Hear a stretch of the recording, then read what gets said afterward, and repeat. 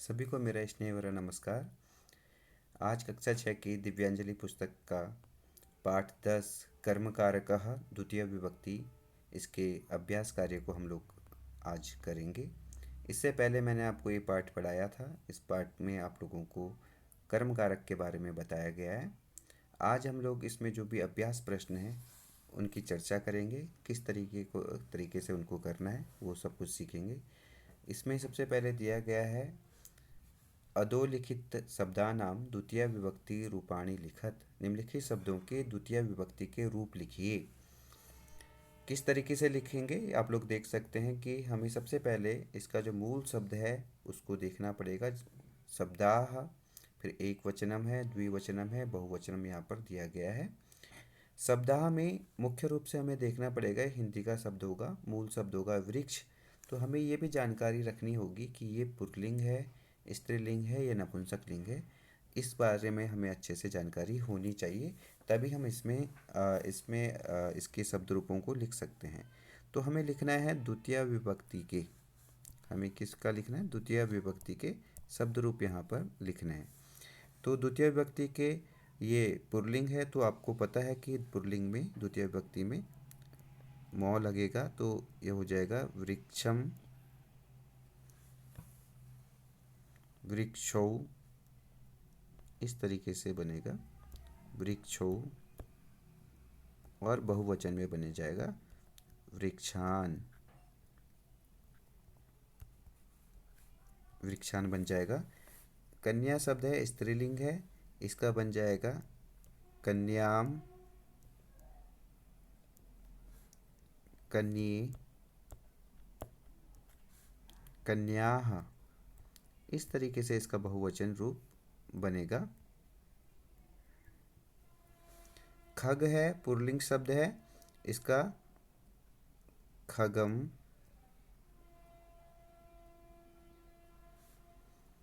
ये खगम, खगौ, और यहाँ पर क्या बनेगा? खगान, ये खगान बन जाएगा। गृह शब्द है, नपुंसक लिंग है, तो इसका बन जाएगा, नपुंसक लिंग प्रथमा विभक्ति और द्वितीय विभक्ति में समान होता है, तो इसका बन जाएगा गृहम, गृहे, गृहाणि, गृहाणि। लता शब्द है, स्त्रीलिंग है, इसका आप लोग देख सकते हो कन्या की तरह होगा, लताम, लते, लताः, इस तरीके से द्वितीय विभक्ति का बहुवचन बनेगा। आप लोग देख सकते हैं, अगर इसमें आप लोग ध्यान से देखेंगे तो पुल्लिंग के शब्दों में एक जैसा आपको दिखाई देगा, स्त्रीलिंग में एक जैसा और नपुंसकलिंग में भी एक जैसा। अगर आप पुल्लिंग की बात करते हैं तो पुल्लिंग में आप इन दोनों को देखेंगे तो इसमें आपको एक जैसा दिखेगा, खगम, वृक्षम, खगौ, वृक्षौ, खगान, वृक्षान, इस तरीके से दिखाई देगा। अगर स्त्रीलिंग की बात करते हैं तो स्त्रीलिंग में इस तरीके से समान दिखाई देगा, कन्याम, लताम, कन्ये, लते, कन्याः, लताः, इस तरीके से दिखाई देगा। नपुंसकलिंग का अलग ही होगा, गृहम, गृहे, गृहाणि, ऐसे फलम, फले, फलानि, इस तरीके से इसके रूप बनेंगे। तो आप अगर एक बार इनको अच्छे से समझने की कोशिश कर देंगे, समझ लेंगे, तो आपके लिए हमेशा के लिए आसान हो जाता है, कोई परेशानी इसमें आपको नहीं होगी। प्रश्न नंबर 2 है एक पदेन उत्तरता। आपको एक पद में उत्तर देना होगा। इसमें यहाँ पर आपको एक पद में उत्तर देना होता है, तो इसको हम लोग देखते हैं कैसे इसका करेंगे। जना किम पिबंती, आपकी पुस्तक में दिया गया है, आप अभ्यास कार्य से इसको जरूर देख सकते हैं कि जनाः किम पिबंती, वहाँ पर भी उत्तर दिया, तो आपको एक पद में देना है, तो इसका आंसर क्या है आप लोग यहाँ देख सकते हैं। आपकी पुस्तक में दिया है जना किम पिबंती, तो यहाँ पर दिया है जनाः जलम पिबंती, तो इसका उत्तर है यहाँ पर क्या हो जाएगा? जलम हो जाएगा। आपको एक पद में देना है, तो ये हो गया जलम। इस तरीके से भी इसको लिख सकते हैं। बालकः कां पठति, तो बालकः गीताम यहाँ पर उत्तर होगा। गीता को पढ़ रहा था बालक, तो यहाँ पर हो जाएगा गीताम पठति। अब यहाँ पर है सैनिको कम रक्षता, तो यहाँ पर था इसका उत्तर देशम। यहाँ पर देशम था, देशम रक्षता। कृषकः किम करोति, कृषकः कृषि कार्यम करोति, कृषि कार्यम करोति। महिले किम पचतः, महिले भोजनम पचतः। यहाँ पर उत्तर एक उसमें देना है, तो यहाँ पर होगा महिले भोजनम पचता। इस तरीके से आप लोग एक शब्द में इसका उत्तर दे सकते हैं। तो आप लोगों ने देखा होगा किम यहाँ पे प्रश्न पूछा है, काम स्त्रीलिंग है तो गीताम, कम देशम, किम कृषि कार्यम नपुंसक लिंग में है, किम यहाँ पर भी नपुंसक लिंग है तो भोजनम। तो जैसा प्रश्न होगा, जिस तरीके से जिस लिंग में प्रश्न पूछा होगा उसी लिंग में इसका उत्तर भी निकलेगा। तो किम है तो जलम शब्द नपुंसक लिंग है, इसलिए किम शब्द भी यहाँ पर नपुंसक लिंग में ही पूछा गया है। इस तरीके से आप इसका अभ्यास कर सकते हैं। प्रश्न निर्माण आपको एग्जाम में पूछा जाता है, इसका भी आपको ध्यान से देखना है। प्रश्न नंबर 3 है, रंजित पदानि आधृत्य प्रश्न निर्माणम कुरुता। रंगीन पदों के आधार पर प्रश्न निर्माण कीजिए। ये रंगीन पद है, इनके आधार पर आपको प्रश्न निर्माण करना है, जैसे कि ऊपर भी आपको बताया था।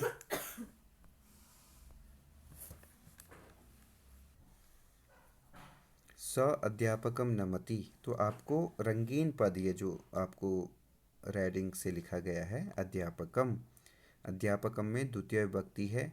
इसमें आप लोगों को मुख्य रूप से ये भी ध्यान रखना है, जब प्रश्न निर्माण करना है तो अध्यापक शब्द पुल्लिंग है, इसका ध्यान रखना पड़ेगा कि किस लिंग का शब्द है, तभी आप लोग प्रश्न निर्माण उसी लिंग में कर सकते हो।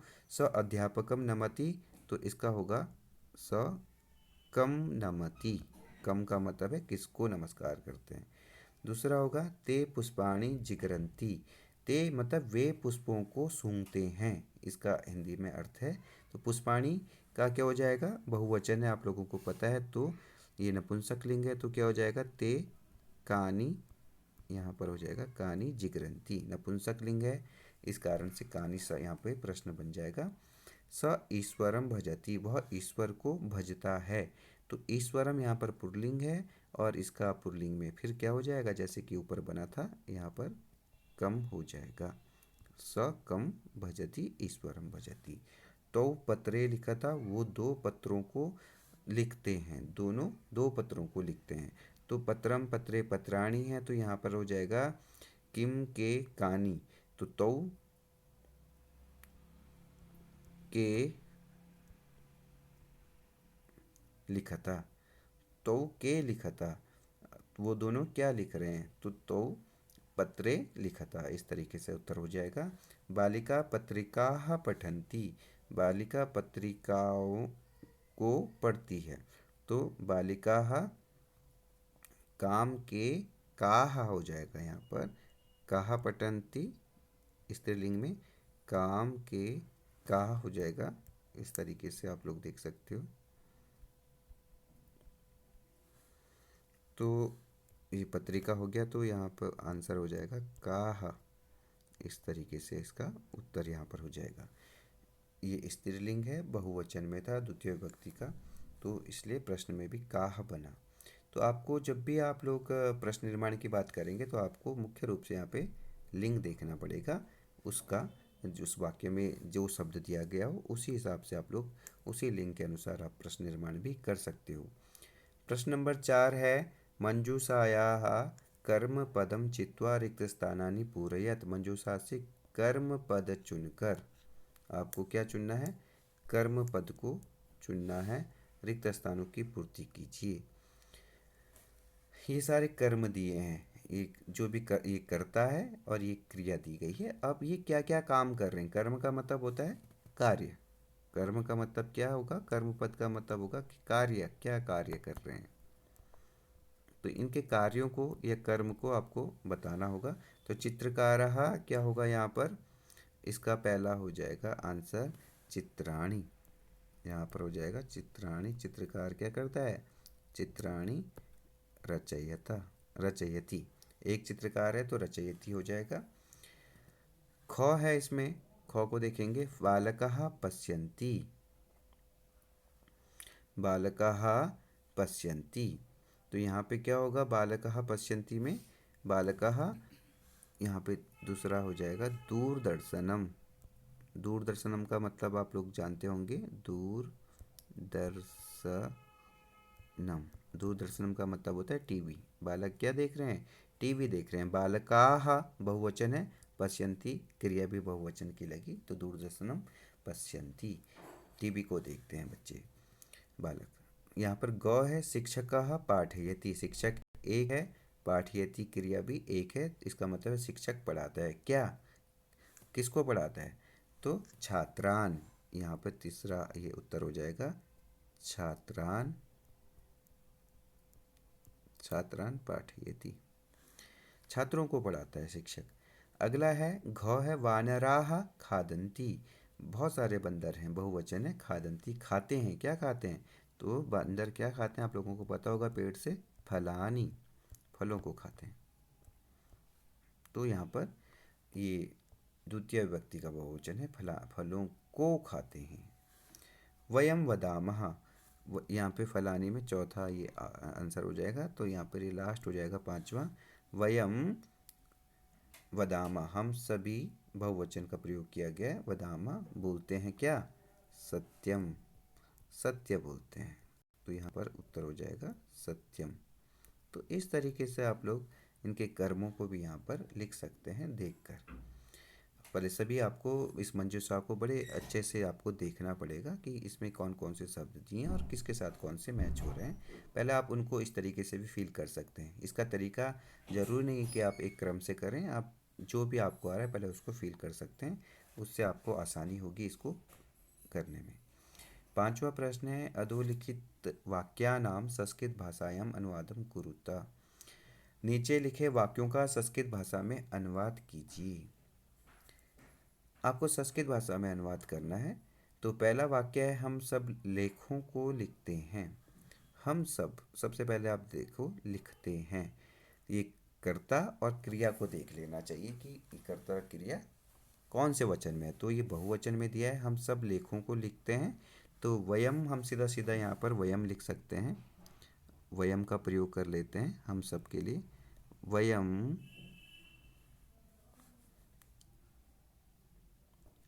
लेखों को, अब लेख, एक लेख को नहीं लिख रहे हैं, बहुत सारे लेखों को लिख रहे हैं वो। तो लेख शब्द पुल्लिंग है। एक तो लेखम, लेखम, लेखो, लेखान, वयम लेखान। यहाँ पर इस तरीके से अनुवाद हो जाएगा, वयम लेखान लिखामा। लिखामा हो जाएगा बहुवचन में, लिखामा। इस तरीके से आप लोग कर सकते हैं। दो सैनिक देश की रक्षा करते हैं। दो सैनिक बोला, यहाँ पर स्पेशल मेंशन कर दिया गया है, दो सैनिक, अनेक नहीं, एक नहीं, करते हैं। ये कर्ता और ये क्रिया है। कर्ता द्विवचन में दिया गया है, क्रिया भी द्विवचन में ही प्रयोग करनी पड़ेगी। और यहाँ पे देश की रक्षा करते हैं। मैंने आपको बताया था कि रक्ष धातु उपपद विभक्ति के अंतर्गत आती है, इसलिए यहाँ पर हमेशा द्वितीय विभक्ति आपको यूज करनी पड़ेगी। द्वितीय विभक्ति कर्म कारक। तो दो सैनिक के लिए क्या हो जाएगा? सैनिकों, सैनिकों, सैनिकों, देशम, सैनिकों, देशम, देश की रक्षा करते हैं। कितने देश की रक्षा करते हैं? एक देश की रक्षा कर रहे हैं, अनेक देशों की नहीं कर रहे हैं। तो क्या हो जाएगा? सैनिकों देशम। तो दो सैनिक हैं तो रक्षति, रक्षता हो जाएगा, रक्षता। सैनिकों देशम रक्षता, सीधा रक्षा करते हैं। सैनिकों देशम रक्षता, इस तरीके से प्रयोग कर सकते हैं। छात्र दूध को पीता है। छात्र एक है, पीना क्रिया कर रहा है, तो क्या हो जाएगा? छात्रः, कर्म है दूध पीने का काम कर रहा है, तो क्या हो जाएगा? दुग्धम, दुग्धम यहाँ पे हो जाएगा पीबती। एक छात्र है, दूध को पी रहा है, तो पीबती क्रिया हो जाएगी। अब घ है लास्ट वाला, दो तोते फलों को खाते हैं। यहाँ पर भी स्पेशल दो की बात की गई है, तो दो खाते हैं तो द्विवचन का ही हमें प्रयोग करना पड़ेगा। किसको खाते पर? अनेक फलों को खा रहे हैं यहाँ पर। तो दो तोते अनेक फलों को खा रहे हैं, तोते को क्या बोलते हैं? सुक बोलते हैं, सुकह। तो ये पुल्लिंग शब्द है, तो इसको हम लोग कर सकते हैं सुकौ। दो तोते हैं इसलिए सुकौ फलों को खा रहे हैं, तो फलानी,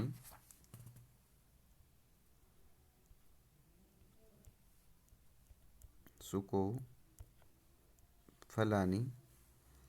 तो खादती खादतः हो जाएगा यहाँ पर, खादतः।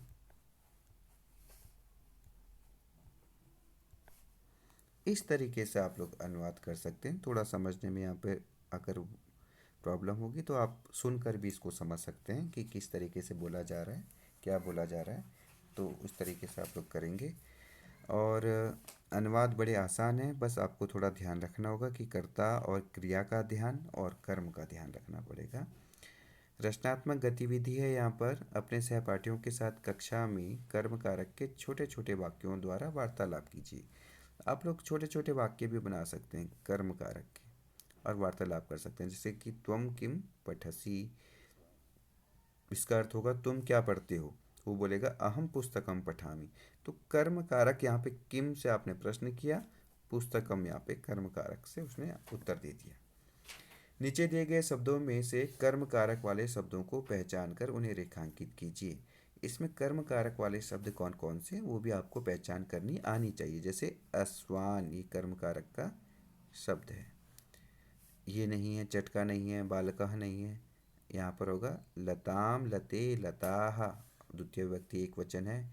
चक्रम भी हो सकता है, नपुंसकलिंग है। पुस्तकम नहीं होगा, देशम होगा, देशम भी यहाँ पर हमारा कर्म कारक का शब्द है। वानरहा नहीं होगा, कृषका भी नहीं होगा, धनम होगा।